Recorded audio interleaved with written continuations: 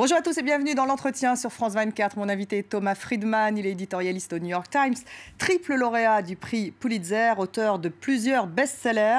Son dernier livre vient de paraître en français aux éditions Saint-Simon. Merci d'être en retard, survivre dans le monde de demain. Bonjour et merci beaucoup d'être avec nous, Thomas Friedman. Vous arrivez de Washington. Alors votre thèse est très intéressante dans ce livre, puisque vous dites que le monde est mu par 3 accélérations simultanées, la technologie, la mondialisation et le changement climatique. Et le défi pour une société, c'est justement de pouvoir s'adapter à cette triple accélération. Alors ce qui est intéressant, c'est que le titre de votre livre prend le contre-pied de cette accélération, puisque finalement vous remerciez un certain nombre de personnes avec qui vous deviez avoir un petit déjeuner. Vous les remerciez d'être en retard parce que vous avez pu faire une pause. Donc faut-il d'abord commencer par faire une pause ?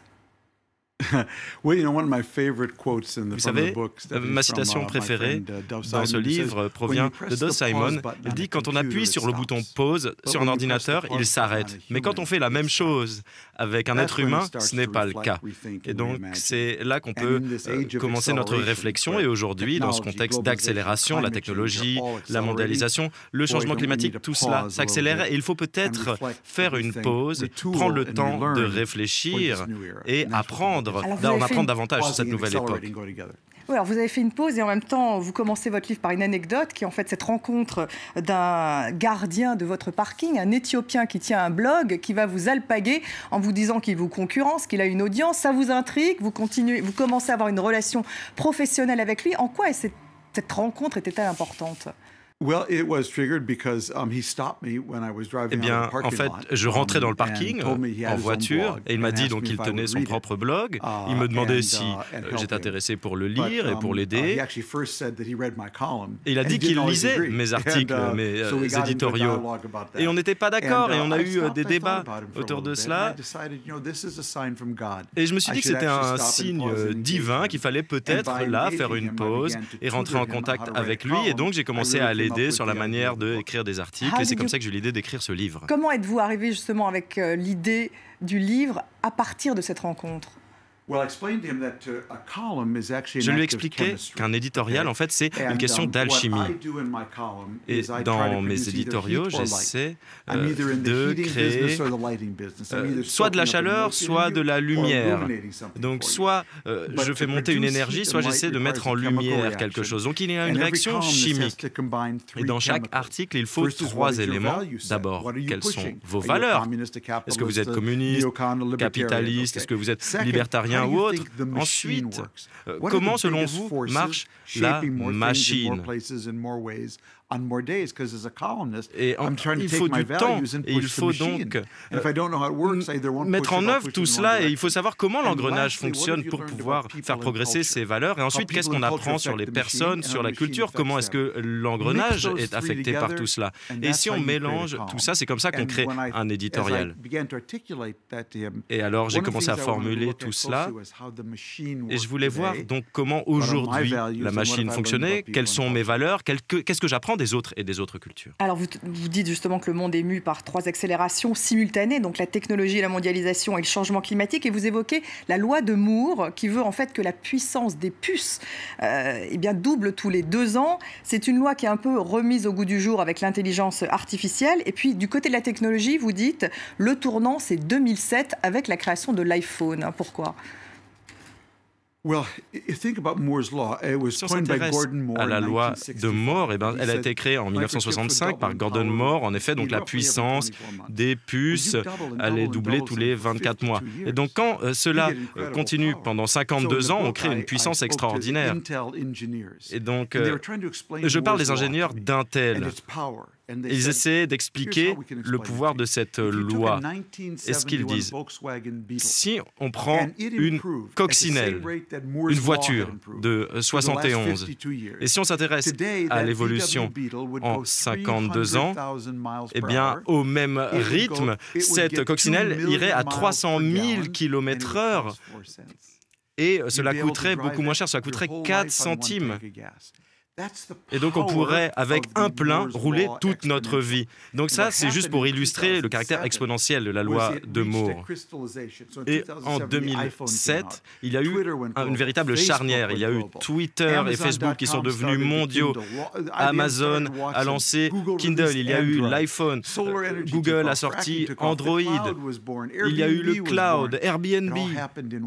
Et tout cela est arrivé en 2007, mais nous n'étions pas équipés. Et finalement, cela n'a pas porté ses fruits en raison de la crise de 2008. Toute notre technologie politique s'est gelée en raison de la crise économique après 2007.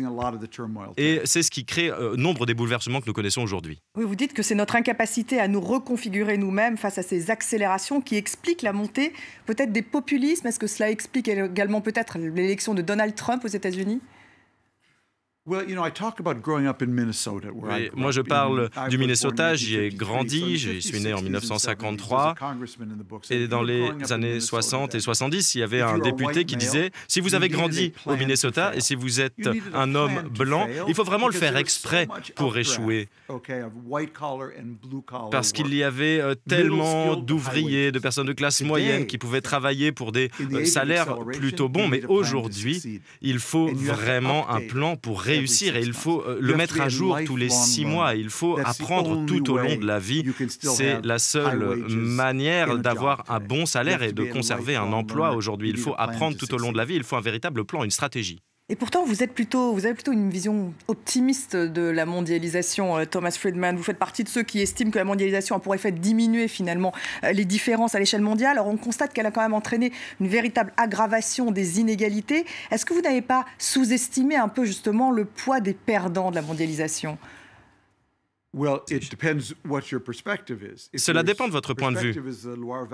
Si votre point de vue, c'est qu'on est dans une vallée, c'est sûr que c'est différent, mais à l'échelle mondiale, il y a énormément de personnes qui sont sorties de la pauvreté en Inde ou en Chine, beaucoup plus qu'auparavant dans l'histoire. Mais évidemment, cela s'est fait au détriment de certaines personnes, et ça, il faut prendre très au sérieux. Mais ce que je montre dans mon livre, c'est qu'il y a beaucoup plus d'innovation aujourd'hui en ce qui concerne les programmes sociaux, les programmes d'éducation, pour faire en sorte que les travailleurs puissent s'adapter à ces accélérations. Et je donne beaucoup d'exemples.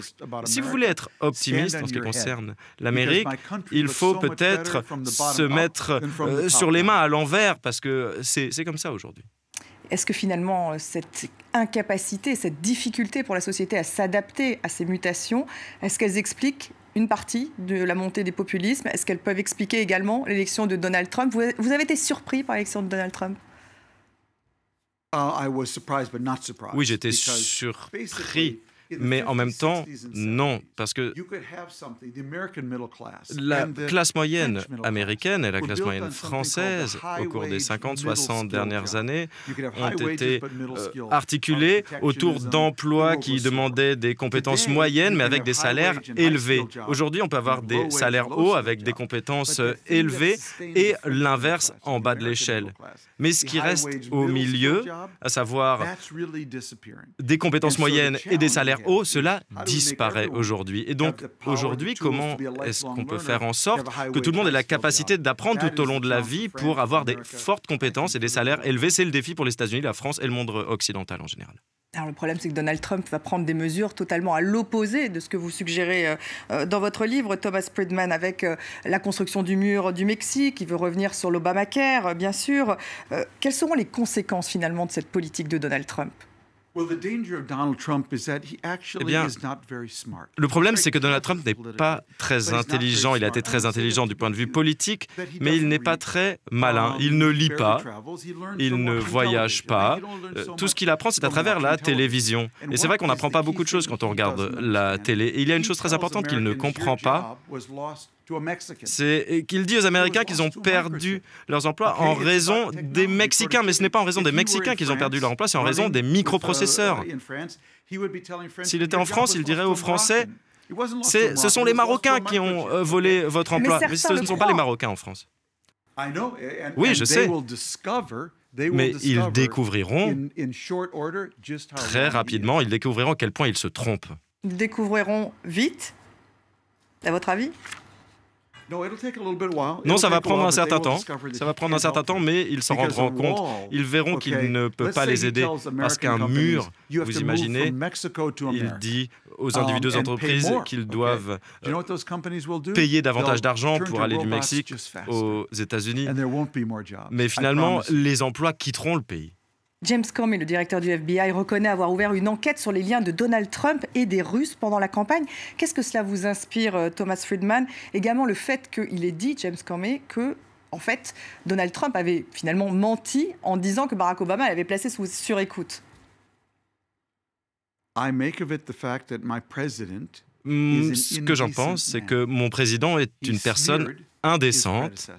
Il a traîné dans la boue son prédécesseur et il ne s'est pas excusé pour ses propos diffamatoires.